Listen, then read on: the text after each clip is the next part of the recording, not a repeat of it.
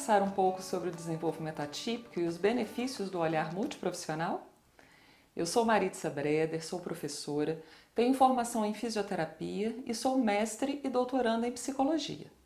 Hoje também sou acadêmica do curso de psicologia e essa circulação em duas áreas de saber tem me feito refletir de forma mais consistente sobre a atuação multiprofissional, em especial sobre o desenvolvimento atípico. E eu gostaria de compartilhar com você algumas questões. Então vamos lá? Nessa breve exposição vou abordar o tema em 3 partes. Primeiro vamos refletir um pouco sobre o desenvolvimento e vamos diferenciar desenvolvimento típico de atípico. Depois vamos abordar a atuação multiprofissional. Então vou começar com uma pergunta. O que é desenvolvimento? Heráclito, um filósofo grego que nasceu em Éfeso em 540 a.C., afirmou que não há nada permanente, exceto a mudança. Essa frase ilustra um pouco o que é o desenvolvimento humano, o processo pelo qual o ser humano passa, considerando as mudanças que ocorrem, bem como características que permanecem razoavelmente estáveis ao longo da vida. Apesar de sabermos hoje que o ser humano está em constante desenvolvimento, os estudos científicos sobre o desenvolvimento como temos hoje é relativamente recente. Inicialmente, os estudos foram focados na infância e somente foram ampliados à fase adulta e ao envelhecimento no século XX. Hoje entendemos o desenvolvimento no ciclo vital. Uma das características dessa abordagem é que identificamos que o desenvolvimento é flexível ou plástico. Em cada fase nesse ciclo vital, vemos a capacidade de modificações e plasticidade é considerada como a capacidade de modificação no desempenho. Ela se dá principalmente por meio do treinamento. Apesar disso, o potencial para mudanças tem limites e devemos conhecê-los, a fim de propormos estratégias de habilitação ou reabilitação realistas, que sejam relacionadas ao contexto de vida da pessoa. O desenvolvimento humano é complexo e exige a parceria entre estudos de muitas disciplinas como biologia, psicologia, medicina, educação, história, genética, antropologia e muitas outras. A teoria bioecológica de desenvolvimento de Bronfenbrenner apresenta para nós um campo de ricas reflexões. Ela destaca que o desenvolvimento humano não se limita às influências de um ambiente único e imediato, mas de vários ambientes que se interrelacionam ou que contêm os demais. Nessa teoria, podemos mencionar o micro, meso, exo e macrosistema. O microsistema é aquele ambiente no qual o indivíduo se relaciona diretamente com a casa, a creche, a escola, a clínica de terapia. A pessoa ela é envolvida em todas as interações face a face. A inter-relação entre 2 microsistemas nos dá o mesosistema. Já no exosistema, ao contrário do meso, a criança ou pessoa em desenvolvimento não é participante ativa, mas aí podem ocorrer eventos que a afetem, como por exemplo o emprego dos pais, a escola dos irmãos, rede de amigos dos pais. Alguma modificação nesse ambiente pode exercer influência sobre a vida da pessoa em desenvolvimento. O macrosistema envolve todos os ambientes, formando uma rede de interconexões que se diferencia de uma cultura para outra. Estruturas políticas e culturais fazem parte desse sistema. Considerando então todas essas características, vemos que o desenvolvimento de uma pessoa, independente de estarmos classificando como típico ou atípico, vai depender de muitos fatores e são muitos os contextos que irão influenciá-lo. Vamos então para a nossa segunda reflexão. O que é típico e atípico? Até pouco tempo atrás, utilizávamos o termo normal e patológico para nos referirmos ao desenvolvimento, respectivamente, da criança sem deficiência e com deficiência. Estes termos, porém, trazem uma conotação negativa, centrada na patologia, que não leva em consideração os fatores ambientais, a individualidade do sujeito tão necessária nas abordagens de desenvolvimento. Hoje, nós utilizamos o termo típico e atípico. Típico é aquele que constitui um tipo, que tem uma caracterização bem delimitada, aquilo que é mais comum, mais frequente, enquanto atípico é o que se afasta do mais frequente, do mais comum ou do característico.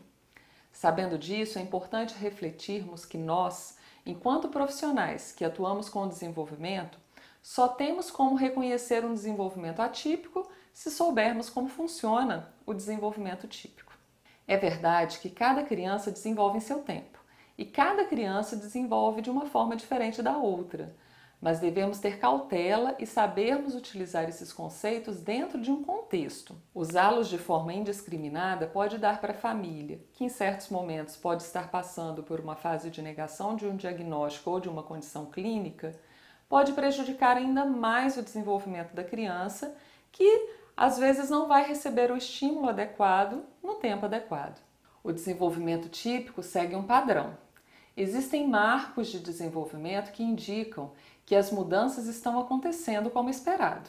A criança com desenvolvimento atípico apresenta, em sua maioria, atrasos no desenvolvimento quando comparadas aos seus pares.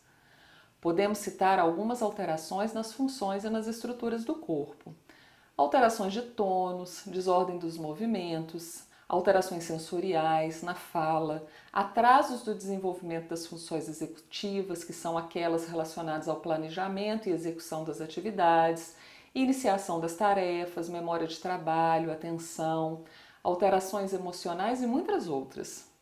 E quem são os melhores representantes para promover o desenvolvimento e identificar esses atrasos?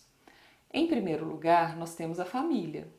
O olhar da família, as suas crenças, suas atitudes, o quanto ela se envolve, o quanto ela conhece, vão influenciar de maneira direta o desenvolvimento da criança. Depois vem a equipe, um time de profissionais. Terapeutas, médicos, educadores farão parte desse time, a depender da característica da criança. Se pensarmos no desenvolvimento atrelado ao contexto, não somente os profissionais da saúde fazem parte dessa equipe, não é?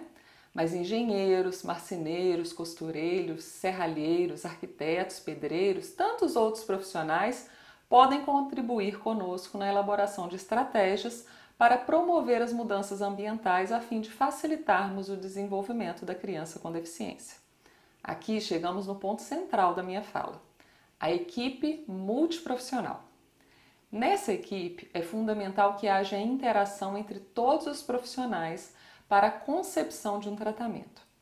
Espera-se que em um serviço multiprofissional, os objetivos propostos sejam estabelecidos em conjunto e cada um, em sua especialidade, irá colaborar com as técnicas e os recursos para que o objetivo seja alcançado. A história das profissões, em especial da área da saúde, nos conta que o conhecimento científico, inicialmente, foi caracterizado por um olhar místico, religioso, totalmente influenciado por crenças em magias e rituais. O desenvolvimento da medicina ao longo dos séculos teve um caráter mais global. O médico era o profissional responsável por cuidar da saúde das pessoas. Estudos filosóficos buscando racionalizar as teorias foram exercendo influência sobre a elaboração do conhecimento e atingiu seu ápice na Revolução Científica. A partir daí, o desenvolvimento foi se dando com vistas à promoção da especialização do trabalho e, pautadas pelo processo de industrialização e pelo avanço tecnológico, influenciaram também a medicina. E aos poucos, perdemos a visão do todo, focamos em um aspecto somente. Se por um lado nos tornamos, ao nos especializarmos, mais eficientes em exercer uma determinada função, por outro lado, corremos o risco de não conseguirmos identificar problemas em outras áreas. Por muitos anos valorizamos as especializações. O mercado de trabalho direciona isto. Porém, hoje, com a implementação do modelo de saúde biopsicossocial, temos percebido a importância de desenvolvermos um olhar holístico que observa o indivíduo no contexto, analisando todos os seus aspectos e não somente parte dele. Se por um lado temos as especializações que nos dão a possibilidade de nos tornarmos mais profundos em determinadas áreas do saber, por outro lado, nos deparamos com a falta de conhecimento em outras áreas. O que fazer para solucionar esse problema? A intervenção multiprofissional tem se destacado como uma solução. Quais são, então, os benefícios da intervenção multiprofissional para o desenvolvimento da criança, em especial para aquelas com desenvolvimento atípico? Alguns têm sido apontados na literatura. Ampliação do olhar sobre quem está sendo cuidado, elaboração das estratégias de intervenção mais completas e eficientes, promoção de uma sensação de segurança para a família, aumento da adesão ao tratamento, maior participação do paciente e da família como replicador de conhecimento, favorecimento de ações de pesquisa em serviço, crescimento profissional. Mas apesar dos benefícios, também encontramos desafios, e dentre eles eu cito alguns. Problemas de relacionamento entre os profissionais que precisam desenvolver o olhar holístico, problemas em não ultrapassar os limites da profissão. Existem profissões com linhas tênues de atuação que costumam gerar atritos. É necessário conhecer sobre as áreas de atuação do outro profissional, para que a troca de saberes seja facilitada. E isso pode ser um grande problema considerando a formação excessivamente especializada em alguns contextos. Mas é possível. E para que possamos começar a atuar de forma mais multiprofissional, podemos começar nos lembrando das ações de saúde que são comuns a todos os profissionais em uma equipe multiprofissional.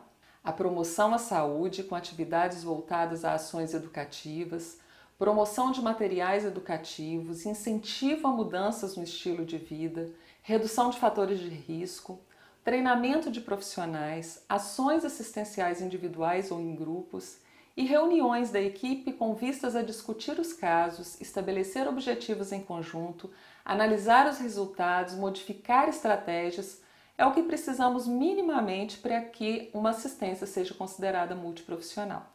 Além disso, é fundamental fazer da criança e de sua família os sujeitos centrais nesse processo. Eles devem ser ouvidos, orientados e devem participar de todas as tomadas de decisão.